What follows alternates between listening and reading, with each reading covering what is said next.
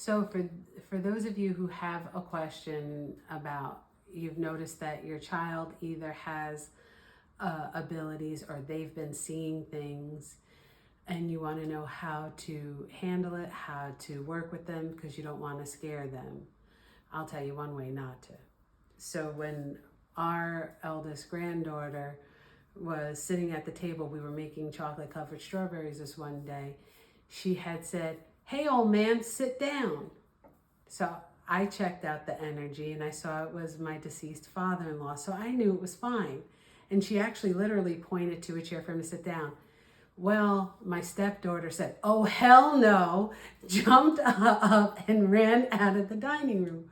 So my husband, myself, and my son, we started to laugh at my stepdaughter as she's running out of the room. She's like, "Oh no, get him out of here." Now that's a bad example of how to properly respond. So in that case, I had actually said to the granddaughter, I was like, "Okay, so that's your pop's daddy, and he's just coming to visit you." And she's like, "I talk to him all the time." And that's nice when they start to recognize, but she didn't know who he was. He was a very thin man, and he was tall and thin. For one of my other grandchildren, he actually scared him because of his height and because of his thinness. But this one was just like pretty cool with him. So sometimes children respond differently. For one of our younger granddaughters, when she saw him when she was a toddler, she just got scared, like, who's this skeleton coming in? She was about 2, 3 years old also. And it was like, who is he? And she got a little fearful.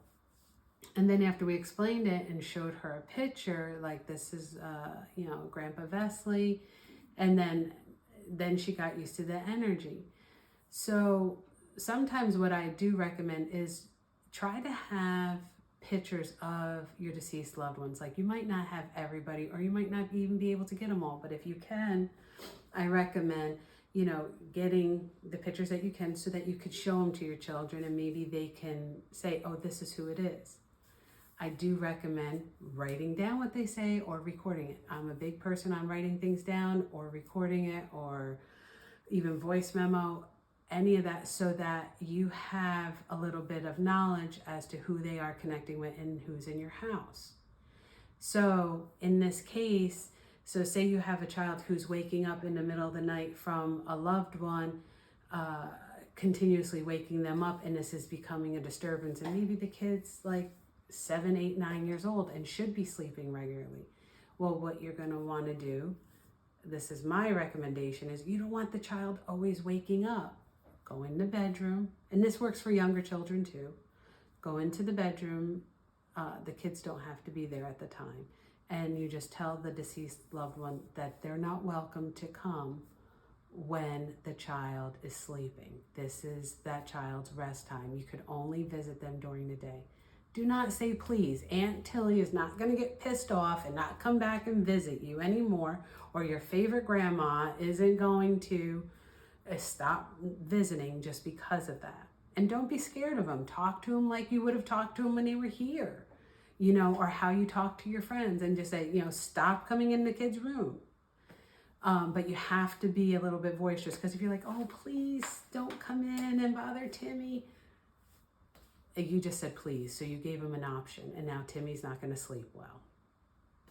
So in regards to the little ones, and it doesn't matter, they could be teenagers or they could be infants just looking around, laughing up in the corner at something, and it's like you're trying to talk to them and they're ignoring you.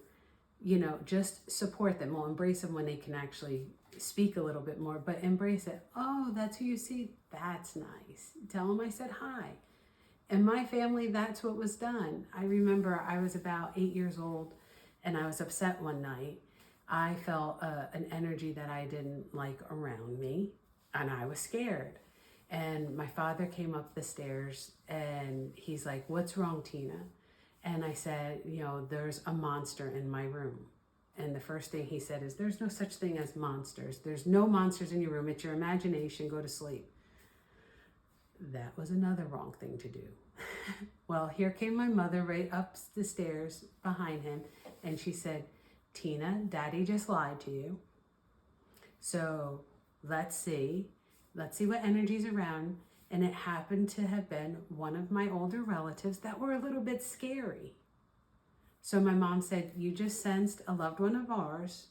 You know, the person was a little bit of a rough person, like would talk loud and like had a very large voice. And in my family at that time, everybody talked soft.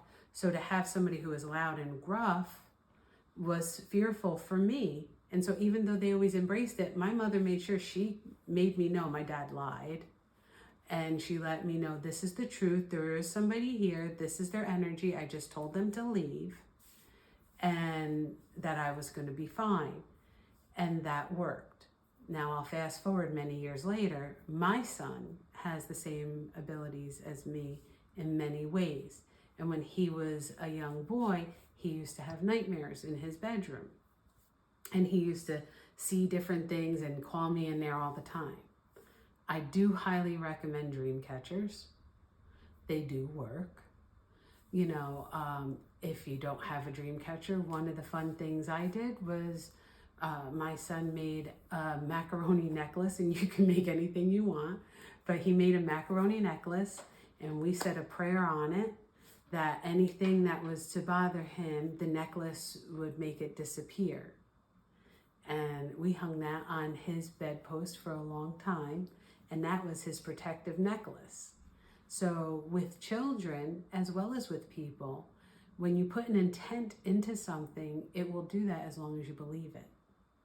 So sometimes the energies love to bother the nighttime a lot more than during the day. And that's where we want to set the ground rules. So even if you're not hearing and seeing it, and your children are, funny thing is, so do your pets, you want to straighten that out. And you want to say, listen, this is the rules of the house. Just like, you know, are you going to let your parents come in and do backflips on your furniture with muddy shoes? No, you're going to say, hey, hopefully your parents know better. But, you know, so don't let them do backflips on your child's bed when they're trying to sleep, you know. Set down the ground rules and watch how that part works, even if you don't understand it. Even if you don't understand that part. With your children, how you can support them is, you know, just tell them, mommy or daddy or grandma and grandpa, whoever it is that's working with them, I don't understand everything that you're going through. Maybe you could find a book or somebody who's, you know, reliable. You can always email me a question and I can assist you that way. But the thing is, find somebody reliable that can relate to that child and who can help you as well as the child to understand and explain that. And then you can actually enhance the child's gifts. Being that I was a little bit more advanced than how my mother was with me, even though in my family it goes back 6 generations, she still supported it. And what she did was, like, when I had bad visions, we always prayed. We prayed the bad visions away, that whatever it was didn't happen, because I didn't validate them in some cases. And you can pray. If your child has those bad visions, pray, or, you know, light a candle or something that you feel like, okay, so you saw this or you heard this, let's say a prayer and we're going to put it to rest. And that's another way to handle it. You could sage the room. You can have them sprinkle salt around the outside of the house or in front of the door and tell them that only good energies are allowed to enter that house. I will tell you, I do that, and it's because it actually does work. It's a circle around your house or a line in front of your door. So you're only welcoming good energies to cross that threshold. And you let them know it's okay. Now, say too many energies are coming into the house that they feel overwhelmed. One of the things I did was for my son and for some of the grandchildren, is I made a little spray bottle with a different scents. Actually, for them, I did lavender. Some people don't like lavender, so you could do citrus. You could do any flavor you want. Get a little bottle from your local store or Amazon, however.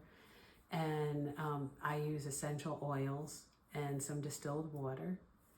And then I just pray on the water for it to, release or banish any of the energies that are unwanted at this time. You don't have to say the word banish, especially if it's family, but to let them let you be. And for a child, you would tell them it's their magic spray. And that if they spray this tells the spirits that are around them that they must leave. And that's the other trick that I use with children, because you want them to know that they're in control, because they are in control of it.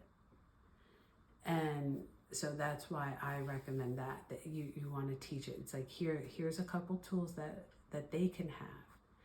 And if it's more than that, like I said, you can always send me an email and ask other questions, because every situation is sometimes different.